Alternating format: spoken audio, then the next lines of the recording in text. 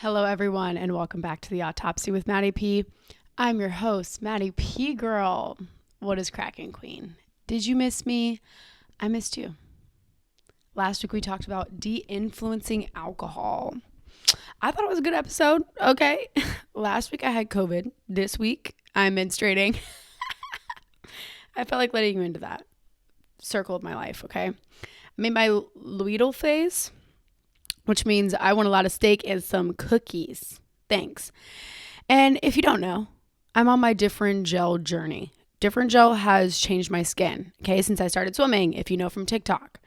It really started fucking with my skin, okay, really bad. And it was making me depressed. I'm not going to lie. It was, honestly, we don't talk about how much when your skin is fucked up, it like really fucks with your confidence. And I was not feeling good. I was not. The Different Gel was doing her thing a little bit, okay? And now due to the menstruation and the sheer female rage that is just pounding through my body, I'm starting to break out again. We're not here to talk about that, but I don't know, I'm experiencing some female rage chat. It's pretty hefty this time. I can't lie. Little female rage there. So I've lost 3/4 of my marbles. I'm hanging on to a fourth. And I just got to get through these next few days. I need some fucking red meat, girl. Yeah, I do. This week, of course, we have warm-ups, per usual. But Ellie's looking at me crazy. We are going to be talking about the fear of aging / obsession with time. I told y'all, I know, I've been telling y'all that we're going to jump into it. And this is the week that we are here for. We are back on our quote of the week grind. Sisters. My sisters in Christ. The quote, "Do not squander time, for that is the stuff that life is made of." Ben Franklin. Mr. Franklin himself. I love having a good old cheesy quote to start the week. We've got some warm-ups this week. I'm going to try to keep it short. For some reason, they have a lot to do with monkeys today, which I don't know if I've exposed y'all to this. I have a fear of monkeys. Because why the fuck you look so human?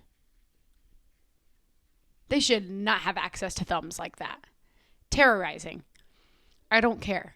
You look at a monkey's face, like that's a person, but like an evil one. I think I've told y'all about that because it's a deep fear of mine. So I feel like I have told y'all about that. Moving in. Anna Soren. I just felt like having a hot take on there due to female rage. I needed a hot take today. People love Anna Soren. If you don't know who Anna Soren is, she has this documentary on Netflix. She is a fake heiress. Okay, she lied, stole millions and millions of dollars and tricked a bunch of people. And yeah, I get how that's baddie behavior. I understand that. But she's a bitch. Ugh. Sorry. And now she's famous and she thinks she's the shit. I'm just not with it. I'm not on that train. And I'm on most pop culture trains. I can see where most girlies are coming from. I'm just not with that. I'm not with Anna. I'm sorry. And I've been seeing her on Instagram and she's been pissing me the hell off. And due to the documentary, I now dislike that actress who is Anna Soren. She was in something else the other day and I turned the movie off. Maybe you actresses and actors out there, as if they'd ever see this, should keep that in mind. That, some of these roles that you're grabbing, I never want to see that girl's face again. Guess we're starting off with some hate this week, huh? Also, Southport, there was a shooting. And my sister and I's favorite movie ever is Safe Haven. We watched it 4 billion times. Amazing movie. And it occurred in the place at which that was filmed, in the same restaurant. So my heart stands with you guys, Southport. I don't come on here and talk a lot about the happenings of the world because I want this to be a little nook that we just have a little distraction, right? But the shootings and stuff are making me sick. Mommy's really sad about it. I do not like it. So I just wanted to shed some light there. Keep them in mind, guys. Really sad. North Carolina's been going through it. And that's my home state. Well, South Carolina's my home state, but I was born in North Carolina and lived there till whatever age. And they've been going through it these past few years. And best state, honestly. I think North Carolina is the best state in the country. I'm not going to lie. The mountains, the sea, everything in between. Yeah, I think she wins. Sorry about it. Moving on to the monkey stuff. Science news today. Chimpanzees consume nearly 2 alcoholic drinks daily from fermenting fruit. suggesting that humans' affinity for alcohol may originate from our shared ancestors. You know, how true is that? Couldn't tell ya. Did I actually look this up after? No. But I found that to be insane. You're telling me that I want to get shit-faced because of a monkey? My greatest fear? Don't like that one bit. I guess that's kind of a fun fact for the week. Last and final warm-up, because I want to just jump in today. Okay, I'm tired of listening to myself warm up. Fat Bear Week. Do you guys know what Fat Bear Week is? I'm just exposing you to this. We won't talk about it too much. Fat Bear Week is, a bear is my favorite animal, okay? In Alaska, I think it's a magazine or something. They go out and they find all the fat bears and everyone votes for them before they go into hibernation. And let me tell you, they're chunk. They are fat. And because of, I've been looking at all the bear faces, Miss Ellie is a North American brown bear. When she looks at me, I want to rip her head off because she looks just like one. And I've been kissing her all week because she's just a little bear. She's just a little bear. For real, actually.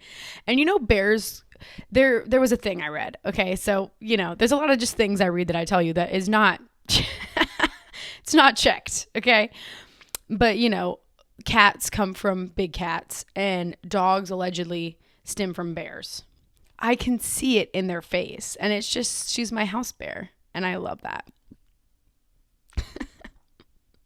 So if you don't know, now you know about Alaska Fat Bear Week, and I hope you get the urge to vote and go check out the fat bears because they are adorable. Okay, so today we're talking about, like I stated before, some obsession with time and a little fear of aging. We're kind of wrapped it all together today.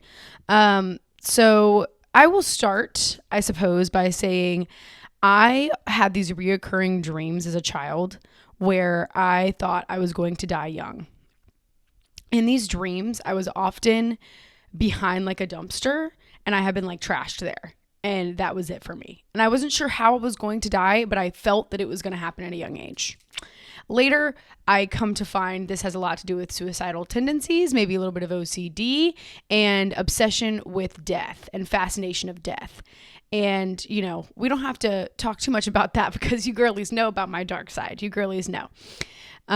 So I found kind of in recovery that this was a common thing amongst other addicts and other alcoholics. It's common a bunch amongst people that we have this irrational situation where we just have this feeling that we are not meant to live. And I think there's an underlying factor that is telling us that we need to go have fun and go be crazy. If you know, you know. Okay, I'm not elaborating too much on that. And I kept living past the age that I thought I was going to die at 22. Okay, if we're being so frank right now. And I just kept living past that age. And as I got into recovery, I recognized that, you know, I was living on borrowed time.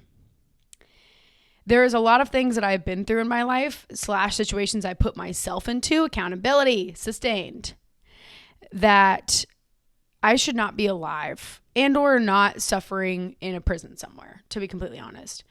And I am. And I am on this borrowed time situation now that allows me to live and see life in a much different way.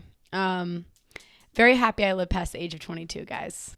And I guess like in active use, I kind of gave up on time. It was always something that fucked with me.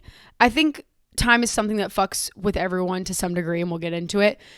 But it really fucked with me. And growing old, how I used my time, my lack of success was a big driving factor for me to continue drinking. And for some reason, me being blacked out in a bar was somehow stopping time for me. And that's all I wanted. And I think that's why I fell in love with feeling. And falling in love with feeling was something else that enabled my alcoholism. And talked about it before, but the feeling of sitting in the back of the car with the lights going by so quickly. And to me, that was time stopping. And it was this feeling that I could keep and that I kind of had a goal now, which was something I hadn't really had, was a goal for time to stop and for me to be able to keep it forever. And that was also me holding on to my adolescence in a way. And I wasn't ready to give that up. But I was drinking in an attempt a great attempt to stop time and for things to make sense to me, because I could not fit into the world. It was something that I cannot do as an alcoholic. Now I've learned it and I have tools to understand, but with alcohol as my only tool, that was not something that I could do. And I feel like in some fucked up way, because y'all know too, I did a lot of reminiscing. I did a lot of nostalgia in my drinking days. I would sit at this bar, The Break, if you know, you know, a lot of bars, but The Break in particular. I would sit there and ponder my life, and I would get fucked up and call old friends or ex-boyfriends. And for some reason, in another twisted way, that was somehow going to bring my life back to me. Living in that sheer pain and just letting it unleash led me to think that maybe living in sorrow would be my answer.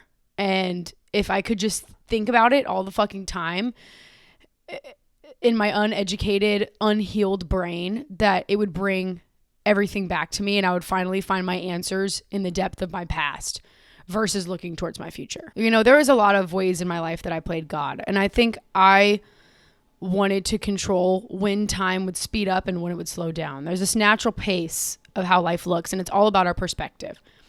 And when my perspective wasn't full of trying to get life in each experience and being sober, that's when it slowed down for me, which is ironic because that was when my days were just passing me by, really, when I was just drinking, and it felt like it was slowing down to a level that I could comprehend it and to a level that I could be at peace. Because when my perspective was elsewhere and I recognized how drowned I was and the way that life was truly passing me by, it was too much. And it was like this perspective of the way that time looked for me. And I didn't realize subconsciously all I was doing was trying to kind of control it. You know, there's a lot of ways that I was skewed in my alcoholism and my active use when it comes to time and things. And I think that's more obvious. But as I got sober, time was another big fucked up issue for me, because every single second that passed me by had to be filled with something that involved my future and involved me healing, because I was completely, utterly overwhelmed with what life was. And I think that goes for everyone, not just somebody in recovery, not just somebody that's an alcoholic, that there is so much fucking to do and it's completely and totally overwhelming. And if there was even a second that was unaccounted for, in my brain, was a complete and total failure. I wasn't fixing anything by spending that time. I was actually disguising it, and I was running from pain. I was running from fear. I wasn't doing anything that was fixing those things in my life. And burnout, happens pretty quickly. I think burnout is a huge reason people relapse and turn back to drugs and alcohol and don't see themselves as fit enough to be sober, because we all are fit enough to be sober. It's about how much work you're willing to put in. It's not about if you're good at it, honestly. Most of it is failure. I burned out. I bottomed out, and my life was stressed out, and I was trying my hardest to make money, my hardest to find my purpose, my hardest to love people tighter, and to get rid of this guilt, to get rid of the shame. And I was sick. I was absolutely sick, and I was burning and crashing. And I stopped for a second one day and realized, and this is like a juvenile concept, but this is just when I realized it in my personal life. And I think we all come to term with this, and I think it's easier to come to term with it sooner. And it was just the concept that, what if I am just here for this experience? And it all hit one day because I was in a place that I felt I could have drank if I wanted to. I had such a goal and mission in my mind where I just knew deep down that drinking would never solve anything for me ever again. And I had seen so much pain and so much despair at trying to fix my life with drinking. And it was so much worse than being sober. It was every single time. And I had great pains in my sobriety. I lost Allie in my sobriety. I suffered with anxiety. I suffered with depression. I've had a lot of bad shit happen to me in my sobriety. But it was still so much fucking easier because you can't drink enough. You have a lot of work to fucking put in if you're going to drink it away, because it doesn't ever happen, or use it away. It doesn't ever fucking happen. And then you just have an extra layer of pain and the shame and the guilt of trying to cover everything up with drinking. And it's just insanity. And I had worked so hard to break these insane patterns that they kind of had broken in my brain enough for me to stop and realize that it wasn't the answer. And I think I am really, really, really blessed for that. And that's I got that from the people in the rooms. I got that from diving into my recovery as hard as I could and working on my step work and being really vigilant in my programs. But that was a blessing for me and something that I still carry, that I know deep down it's not the answer. But that's where I hit the line of there has to be another way, because I can't keep living in this burnout. I can't keep living like that. And that's where the realization came in of, you know, I'm here to experience maybe. And I need to dumb this situation down. I'm living at like this high that I cannot keep up with. And this needs to be dumbed down to a level that I can comprehend it. And that was also when we talked about this before. That was also when I flipped my perspective on my happiness and understood, you know, that I'm fighting for this happiness that maybe I won't get. And maybe my brain is so fried from drugs. Maybe so much has happened to me. Maybe I've ruined myself. That wasn't the truth, come to find. You can always find peace. You can always find happiness. It just takes time and perspective change. But I was feeling like I never would actually be met with that. I knew drinking again wasn't the answer, but I also didn't have an answer.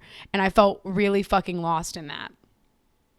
And it hit me that perhaps in some way I am here to feel guilt. I'm here to feel shame. And I'm here to feel this human pain that throbs in my system, that causes my addiction, that causes my anxiety, that is unlike any emotion I have. It's unmatched. That dull pain and ache within me, and the human experience and the human condition, and how tough that is on my shoulders personally for me. And everyone's problems are different, but that is a big problem for me in my life and in my pains all through my life. And, you know, for once, what if I am meant to experience that? What if this is so uniquely human? That type of pain is so uniquely human. It's not something that we gather from elsewhere. And we have touched on that before, but I wanted this life to be of purpose and to make sense. And I'm fighting for everything to make sense. And what if it doesn't fucking have to? What if I don't need to do that? What if I am simply put here to feel all of that? What if I was sent here by myself, by someone from far away that needs me to understand this, that needs me to be able to rest in peace with the fact that I can be at pain, instead of trying to run from it and trying to cover it up? Because that's all me filling my schedule was doing, was covering it up. What if I wasn't all I wanted to be because simply I had wasted time trying to be something? And the whole point was that I accepted the experience, and now I had wasted time on that. And I don't know why I share that with you today. I think it was a big realization and a big flip kind of my perspective of what time would be and what I would take away from life. And this is an early sobriety situation too. Problems and things change the more sober you get, and in different patterns of your life, obviously. But each second to me that passed where I was sober was boring, and it felt like a waste of time, because I had spent so much of my life being drunk or being high that, you know, I must be wasting my time, because that's how I had fun, and that's how I would even, I felt, investigate these feelings and investigate things and find the root of life, was through a bottle for some reason. I felt that it opened up this realm in me where I could understand.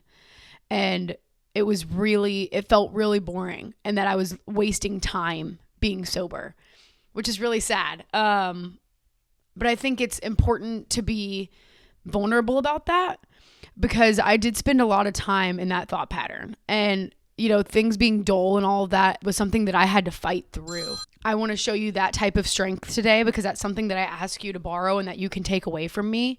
And that's fighting through the dull moments, fighting through it being boring, fighting through the pain of it, because it's only a small fraction of what sobriety looks like. And the greatest realizations I've had in my life were sober, not high on acid, not drunk somewhere. My greatest realizations were at the cost of pain and sober. Things being boring and all of that was kind of fear, in a way, that, you know, the best parts of life were behind me, and that I had ruined the fun of life, which is drinking and using drugs. And that was a fear that I had already ruined everything, kind of, because in some ways you do whenever you're somebody that's an alcoholic and addict, and that's because we're sick. It's not because we overuse the fun. It's because we have to find things in a different way. I was wrong all along, because maybe the great gifts of life were so much smaller, and everything I needed to walk away with was so much smaller and so much simpler than I had ever rationalized it to be. And if the gifts are so much smaller, then that means I have so much more work to do.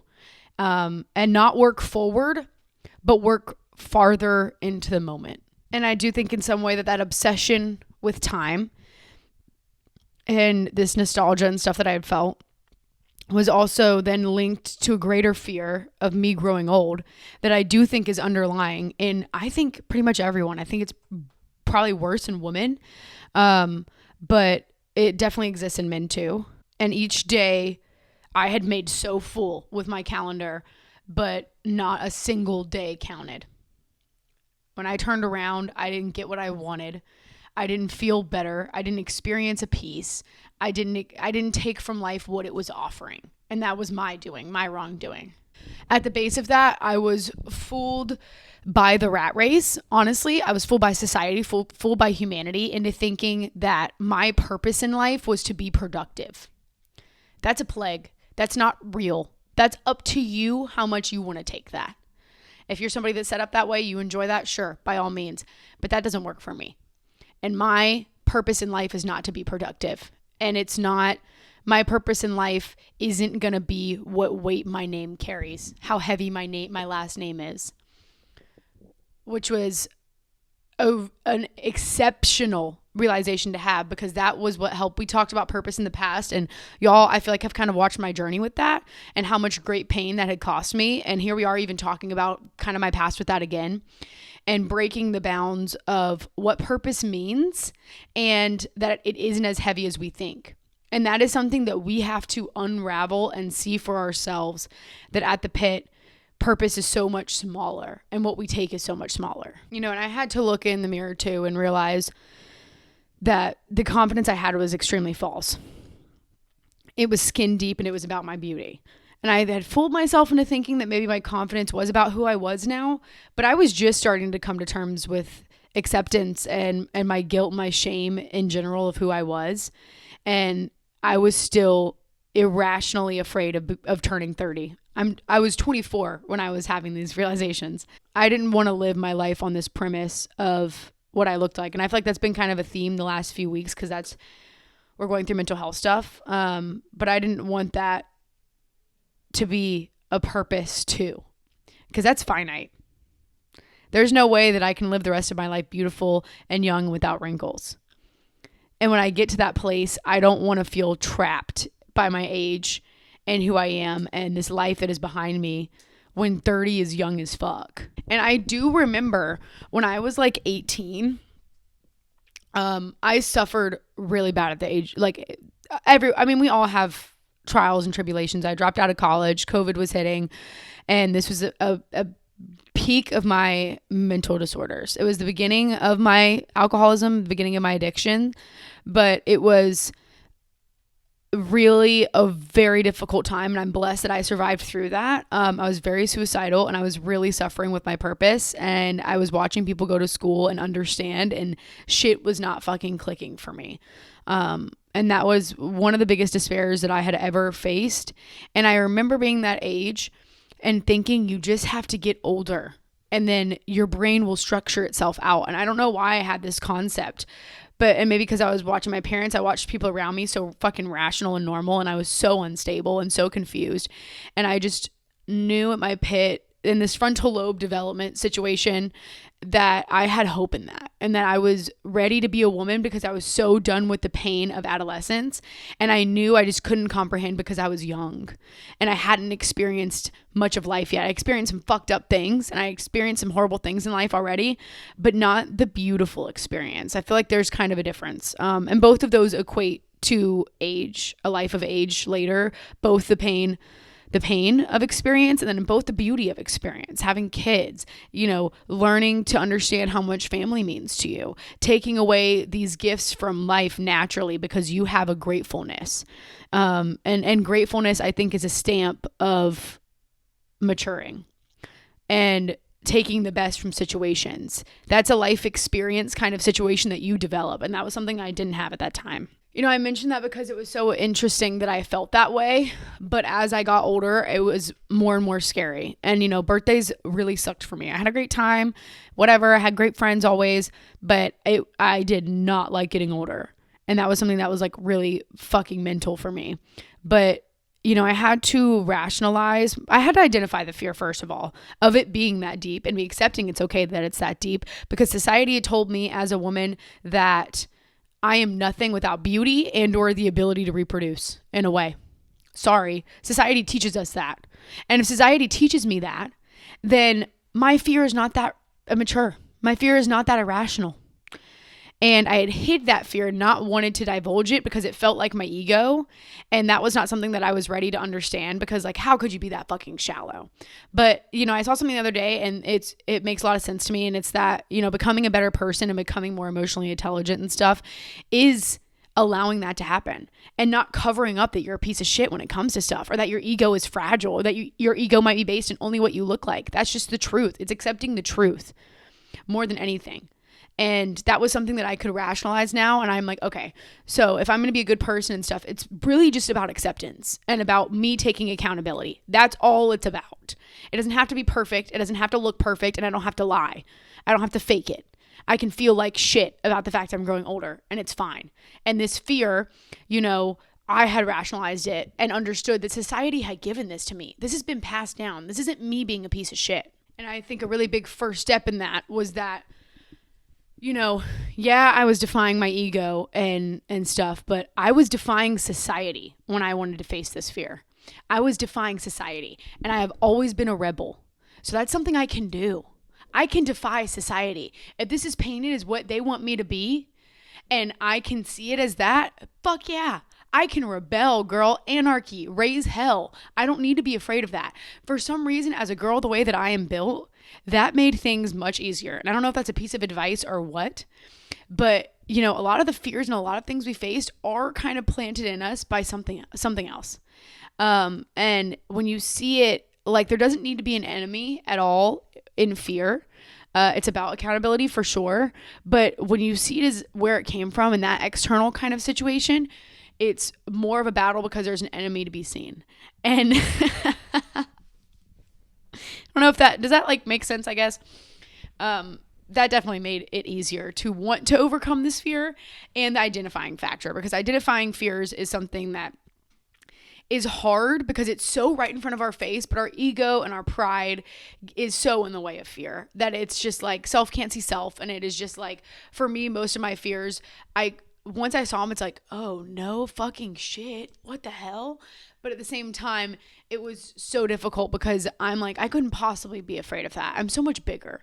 There's no way. And overcoming fear is about humbling yourselves to being about this big.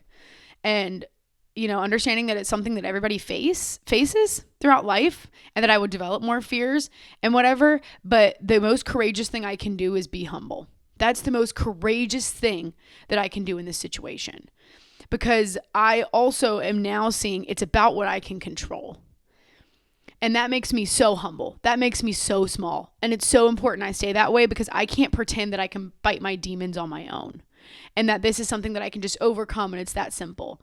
Not if I'm going to be courageous, honestly. And that's what that courage calls for. It's not facing things alone. It's understanding that you can't. In a way, it wasn't about... Suddenly, it's like these great flips in my life. These great flips in my life where it wasn't about preventing wrinkles, but accepting them. Just like how when we talked about my weight, I realized, like, the older I got and struggling with weight, and now I'm putting on weight because I'm like lifting weights and trying to get like actually stronger, and I'm gaining weight, and I'm having to like deal with that. Honestly, like, it's been easier than it ever has been before because I have a healthy brain. But yeah, I look down and I have a little bit more, and I'm like, this is what I want though. And it's about, when I'm looking at myself, it's not about me losing weight. It's about me accepting what I look like. And that's a battle I think women face all their life, where they think it's about, we got to use retinol cream. We got to lose weight. We got to do this and that. By all means, stay healthy. But I'm talking about this from a healthy standpoint. But It's not. It's about accepting who we are. That's what changes all this shit. Not fixing my skin. It's accepting my skin. And that's something that I've been trying to face every day recently when I look in the mirror and I'm like, my fucking skin. I have to say I'm beautiful because my light comes from within. That has nothing to do with the fact my skin is butchered right now. And it is a really big tool, I think, that we can utilize and that I've been utilizing in my worth and in my fear of age and in all my fears, is that I am enough the way I am. Not after the retinol hits, not after the different works, not after this protein shake hits my ass, before, as I am in this moment. And luckily, as I would like fight this fear of time and age, it was, again, a perspective change, because it's really daunting when we want to change this stuff, because like, how am I supposed to? Where do I start? But all I had to do was to go further into each moment. And that was a task that I could understand, and to cherish and accept me in all forms. And ultimately, that was just me needing to reframe my perspective versus changing. And under like a rationale like that, then I have all the time in the fucking world. If it's about me finding the moment, I have all the time in the world to do that. And each minute, each day, each second can count. And that's what I've been fighting for. That's what I fought for in my addictions. That's what I fought for in every fear I had, was more fucking time. And time doesn't slow down. My perspective changes. And now I get to collect and keep that. And to accept the mundane, each moment that passed was me accepting failure and me accepting aging, which are two of my greatest fears. And, you know, is something that just because I'm fixing this now and I'm looking into it, I think it's something I'll face a long time, because it's ingrained in me. There's been years and years of me facing those fears. I'm not hard on myself because it's not all going to be fixed in one day.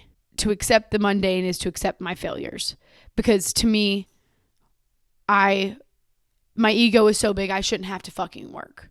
I don't want to have this mundane life.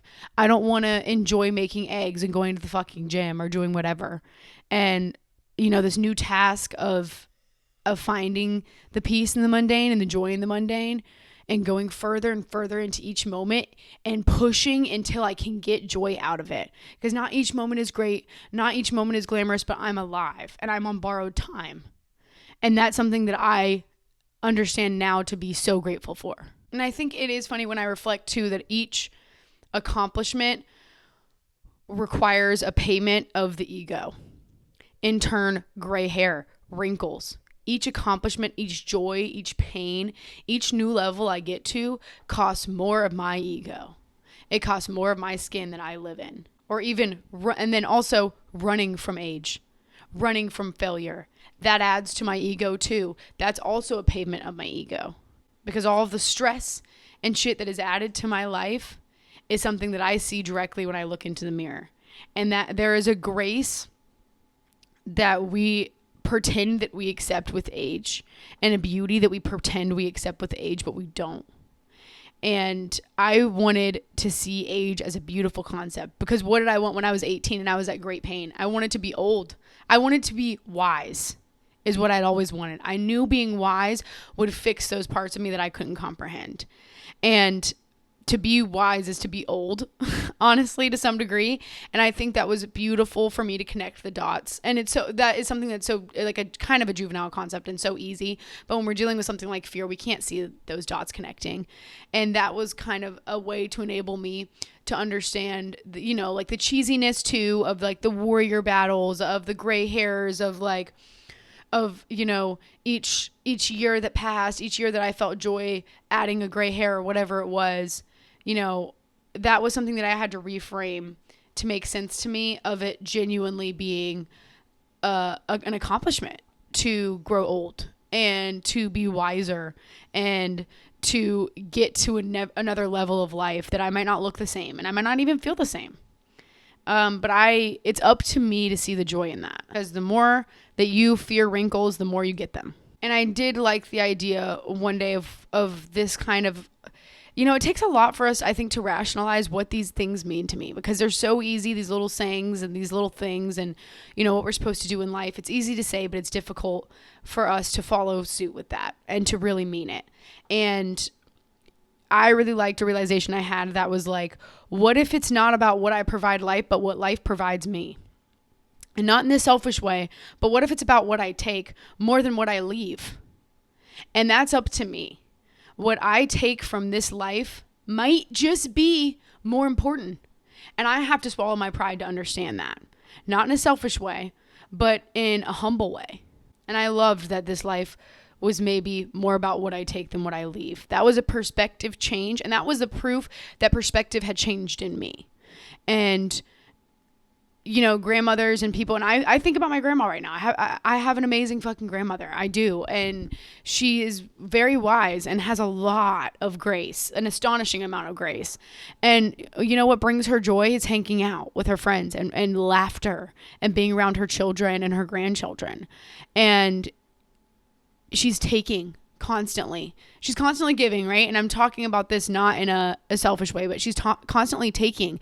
It's free to take. The laughter, the joy from life, the experience, that's free to take. And she overloads on it and her soul is full from it. And that's something that I don't have to wait till I'm old to do. I can do that now. And I really liked that because I started taking more when I had that realization. And I started leaving less behind, because to find this purpose and all of this stuff and to be enough for life and this finish line of life was at a great cost of what I was. And I have to have peace. That's the goal now. And I was blessed to be presented with peace as my goal, because I think we all hit a mark where we realize truly that's what it is. And usually it comes at a rock bottom. And I was blessed to be provided that through my addiction and through pain, to understand that, that's a battle of my soul. And I have a sickness in my soul that has to and will only ever be fixed by peace and by sanity. And that was a blessing that I received, because I got to understand it, I think, at an earlier age than a lot of people see it. And I wasn't overexhausted by what life was asking of me. I had to reclaim time as mine. My time does not belong to society. My time does not belong to the rat race, does not belong to looking like you want me to fucking look like. Time is mine. And that's something that I have to reclaim and accept as my gift. And time isn't a threat. Time now is a resource, and it's a blessing, and it's something that I borrowed and was given to me because I meant to do something with it, and that's to smile. That was the cheesiest thing that could come out of my mouth. I don't owe anyone. I owe my humanity, and I owe other people to be there for them and to be humble. But I don't owe this rat race. I don't owe society. I don't owe this big corporation bullshit that everyone goes through. I don't owe that. That time does get to be mine. And I really loved whenever I reclaimed that, because it slowed me down. And because I've talked to y'all, I want to go back to school. And that's something that I grew to understand in a different way, because I get an opportunity other people don't get. And when I have opportunities, I take them. That's a privilege to be able to have the opportunity to go to school and stuff. And, recently starting the podcast and, reclaiming my strength physically and work and being in AA or being in the program and working with my sobriety, it's a lot on my plate already. Every day is full for me. And I was really stressing myself out because I wasn't able to go to school this semester, because I enjoy what I do and I enjoy my regular job. And it doesn't matter that nobody watches this podcast. I enjoy it. I enjoy putting all of what I've faced and all of what I've done in life and putting it somewhere, because it deserves to be heard, because I think it's strength. And I do think that I have something special here in terms of what I've faced and my ability to be vulnerable with that. And my ability to be humble enough to understand that other people can take a lot of strength from that situation. And I was hard on myself because I'm like, this might not be the answer though. This might not be what I get to do for the rest of my life or whatever. And I'm passing time by, but I had to reclaim that time as mine to understand that I'm at peace right now and that I can go to school next year. It's no fucking big deal. I'm 27. I'll be 26. That's young. 30 is a baby. I get this whole beautiful life. And now each birthday that I have, it's not about closing a chapter or not being young anymore. It's about anew. It's about looking into the future and what I get to gain from my life. And each of these time periods being like so fucking beautiful and so awesome. And my laughter getting louder and the joy that I see getting bigger. And I had to be easy on myself for that. And know that I am where I'm meant to be. And that's because time became mine. That's something that belongs to me. And my schedule is full right now in a way that I can appreciate, in a way that I love, in a way that I seek joy, in a way that I have laughter and I have my friends. And I think identifying the fear of growing old alone is what changed me. And just like in my sobriety, and I don't know where this comes from in me, and maybe it is my drive originally for purpose too, and the way my brain was structured before, that I don't want to be this way when I get 40. I didn't want to be an alcoholic. I didn't want to live that plagued life for longer than I needed to, because I knew I was young and I knew I could hide behind that guise, but I also knew that it was fake and that I wasn't going to make it in life. And in whatever way I felt, now the capacity is peace and joy and finding my purpose too. But it's not suffocating to me. It's a journey now. And kind of the same rationale hit me with the fear of growing old, that I don't want to make it to my 30th birthday and be afraid. I don't want to make it to 40 and be afraid, or like whatever age it is, and have that sticky, nasty fear in me. And I wanted to jump on the back of that and kind of wrestle that now. And I want to encourage you to do the same, because I know to some extent you feel that fear, or maybe this applies to whatever other fear that you feel, for you, that one day you will have to face. We in life at some point we all face our fears, and it's so much easier for you to do that head on and take time to work on that. And that's what I wanted to show you today, a little bit of the behind the scenes with that, and that I don't need to be afraid of who I will become, and I don't need to be afraid of my skin changing. And that all started with the acceptance. And identifying that fear did a lot for me, because it was too when I would learn a little bit of silence, and I would crawl further into that moment we kind of talked about. And that's what that fear kind of calls for, because really underlying, you're not taking enough from life the way that you think you are. And that's what it calls for, is for things to be so much more valuable moment to moment and experience to experience. And the value and stuff is up to us. And I liked that just identifying it alone called for that in me, because it healed a lot of other aspects of our life. Our fears are rooted in such deep parts of us that I think when the roots come up a little bit, you can see at the bottom other parts of your life that are benefited from and or affected in the past by those great fears. In ways that kind of helped me ways that I kind of helped myself was I had to change my identity and to find a new identity outside of the purpose and of the looks and stuff. And that was that, like, I am not a time period. I'm not a body. I am forever. Forever. And that would be my new identity. And what that gives me is all the time in the fucking world. And that's what made it easier for me to combat each of those thoughts I have. When I just leave and I walk out of the front door, and I used to be plagued by what I might put on or the outfit I'm wearing and look at it 50 times. And it's just like, just go experience. And the combating of, fuck, am I spending my time right? Am I doing this right? And those thoughts that still pop up in my mind, and the anxiety of am I doing enough? Am I enough? And that's constantly at the bottom of 90% of these lessons I learned. That's what it is. Am I enough? That big question. Or I am not enough. That is just constantly lingering underneath. And I'm given the blessing to combat that through facing my fear of aging and through my fear of time, because I am. And that's something I have to combat actively daily. When those anxiety-ridden thoughts pop up about it, that's how I combat it. Yeah, the fuck I am. Thanks. Hey, shut up. I'm experiencing life. Each move that I made under fear in attempt for happiness was temporary. Each happiness was temporary when I chose to make that decision based off fear.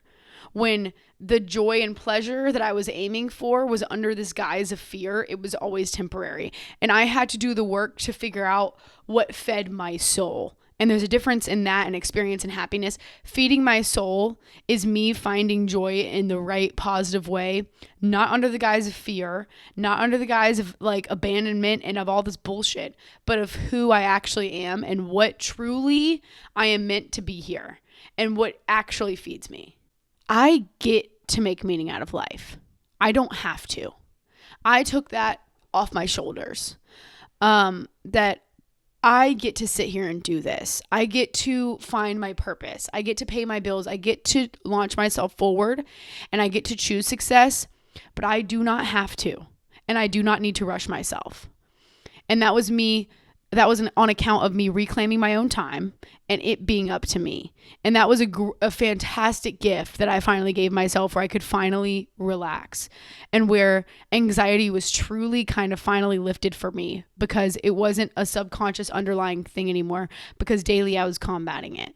And you know, my responsibility, my plate was so much slimmer because it's about now what I want to do. And yes, I have to fit into life. Yes, I have to pay bills. Yes, I have to go to work. But I am searching for peace in that. And I get to do it. And I get to have the strides of moving forward. And when you look at purpose and of life like that as an opportunity versus something that we have to do, that's where joy comes in. Being obsessed with time, which is what it is. It's an obsession of time, completely robs me of joy. Every second being productive and trying to spit something else out robs me of time. Now when my days are full, it's because I enjoy being productive. I do. And if I struggled and still can at times with listening to my body on when to slow down. And I've gotten a lot better at it. Because I don't want my fear to slip back in. Because then that goes up and I can't see it. I'm seeing shit for what it is right now, which is wisdom. It's a wisdom in me that I was able and gifted to place, to put in me. I think it helps to, kind of forgot where I was going there, but I do think it helps me to live like my grandmother and to live like older people, because they have the most peace. And they've experienced so much of life every time, no matter what it is. These people experience so much, and you know what's the base? Peace and laughter and love, most importantly. Those old people, they recognize after all these years, it's gratefulness and it's love. And whether that has to be shaped into them and punched and kicked into them, or that's something that they naturally take, it happens. And there's a reason they sit after all that experience, after all that bullshit. There's a reason they sit, and they sit really fucking still.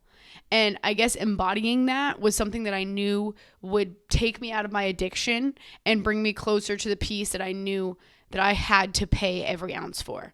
And I think that's also it. You have to be, this stuff comes at a cost. You have to be willing to some degree to pay that. You have to be willing to silence your mind. You have to be willing to do the work and to bring yourself into the state where that's what you want. And I don't mean that to be hard on you, but I mean it to see the gift that you receive from only so much work. I've only been doing this work actively for like a year and a little over a year. And this is how drastically my life has changed. That I'm identifying new fears because they're getting in the way of my peace, and I'm not so fogged that I can't see it. Because I'm on the lookout, because I want peace, and I'm willing to put in the work to do that. And that is more so me trying to encourage you. Just a few kind of things that... So, okay, mainly takeaways from that sector, I think, are take time back as your own. Time is yours. Fuck society. Fuck the rat race. That belongs to you. Take that shit back. It's okay you have that fear. Society enabled it in you, the fear of aging and what life would be like. And you are forever. You can choose to take experience. You are forever. You have all the time in the fucking world. I think those are some main takeaways. And also that life is, I look like Katniss now. Life is about what you leave as much as it is what you take. That's the main points that I want to kind of give you today as you walk away.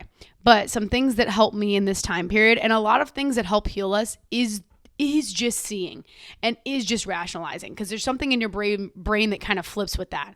When you see shit for what it is and you're like, oh, your brain kind of naturally goes with that flow because you're living under a new ideology. If that's instilled in you, your brain is operating kind of, I feel like, on a different wave now. So a lot of things, it sounds like a lot of hard work. A lot of it is identifying. And so some things I did at the beginning of this, and I still follow. Y'all know I have my alarm that goes off at 2:30 to check my thinking. I've added a few and taken away at different times, but either way, I have multiple daily check-ins. Am I here right now? Am I lost in this schedule? Do I even exist, or am I a body being productive for society? What am I doing? And I have days where I have that check-in and I'm like, yeah, I'm fucking tired. I'm gonna stop. And I'm going to go feed my soul, because this is just like not what I'm here to do though. Like, I think it gets tricky for people that want to both live on their own term and live by societal term. There's like a sweet spot that exists. And I don't want to live by societal term, but I'm an alcoholic and I am a drug user. Girl, I am an addict. That is how I live, because I have to. Because when I say fuck life is when I go get nuts. And that's like I have to abide by rules to gain that peace. That is part of my protocol as an alcoholic, as an addict, as the way I am, mentally disordered as well. And yeah, so sweet spot, hello. Anyways, got on a little tangent there. And again, that time is not a threat. And that is important for you to walk away with. Because when you get lost in that schedule, time is a fucking threat. You have X amount of time. Fuck that. Slow down. Who cares? Slow the fuck down. People can wait. So yeah, daily check-ins really helped with me. And that allows you to see kind of into your guises, where your walls are up and where you can't see yourself, and you just get like lost a little bit in there. You get a little lost. And that's kind of the stepping stones to seeing through. And I feel like that's what a lot of wisdom is being self-aware. And we are in a place now that we work with that too. So it does become a lot of wisdom, because we are self-aware and we also work on it at our highest capacity, and we're humble. But that's what helps you see through. And when you're like, okay. And it's like kind of just accepting shit for as it is. And if you watch my TikToks, you know, if I assess where I am at upon waking up. Luckily, I am much more stabilized now. I have a menstrual cycle. Thank you.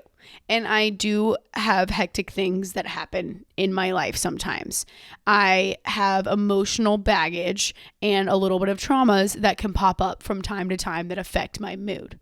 These are the main things that are now affecting my mood. And assessing that from the beginning of the day is ultra important, because it's kind of shows where and how you're going to be lost and what you need to do to feed your soul. Because if I'm having a down day, if I'm not feeling my best, if I had some rough dreams, and that's been a theme throughout my life, sometimes those rough dreams really set up my day. And sometimes that's like trauma being brought to the surface or something else to work on, whatever it is. We slow down. Hey. We focus on physical health. We focus on what we're going to eat that day. Really, really small tasks. And each task is something that fuels my body and fuels my brain. Oh, there again is finding joy in the mundane in a way, because I'm feeding myself. That's something I get to do to gain power, not something I have to do. Well, okay, that was stupid. It is something I have to do, right? But it's not like a task anymore. It's fueling. I sound really cheesy, I think, in a lot of ways on this fucking podcast, but that is a good way to change your perception of time, is making sure that there is maintenance on where you are mentally and emotionally in the day. And if you are not waking up your best, then you're there for her. No matter what, you're by her side and you're willing to work with her throughout the day. And that allows you to stick by your own side and have your own back and carry these ideals of peace throughout your day, because you get to protect your own peace. You get to protect your own time. There's a shield that goes up mentally in me if I'm not doing my best, where I have a protection mode up and I walk away from situations. I maybe spend more time alone. That's something that I choose. That's something you get to choose, because you need to be able to protect your peace. And it does naturally go up enough that even if people are evading and doing bullshit around you, you have this thing up, and that you're not taking from them because you've got a wall up. And that's not a wall up. That's a bad way to say it, but I think you understand what I'm saying. And that's not your fucking business. And you are in a state of protection. And when your perspective is about what you need and your needs being met throughout the day, then you are going at a naturally slower pace and you are finding joy in life. And then the fear of aging and of the way you spend time and stuff is, because that's what you do when you're dealing with the fear of time too. It helps with the aging aspects because you're learning those wisdoms and you're understanding stuff, I think. So like, it doesn't have to be just about facing the fear of aging as much as it does the fear of time and your fear of purpose, or like identifying what the underlying fear is there, because I think everyone looks different on what their aging and their reasoning is for that, because you're enough the way you are, babes. You're enough the way you are when you're 60, just like you're enough the way you are now, period. And that's something that you get to accept. So yeah, I think just being there for yourself in the day is another good tip that I have. And obviously journaling, girl, you know how I feel. Journal your little heart out, queen. You deserve it. And slowly from there, I would be able to work. I'd say that was one of my greatest fears.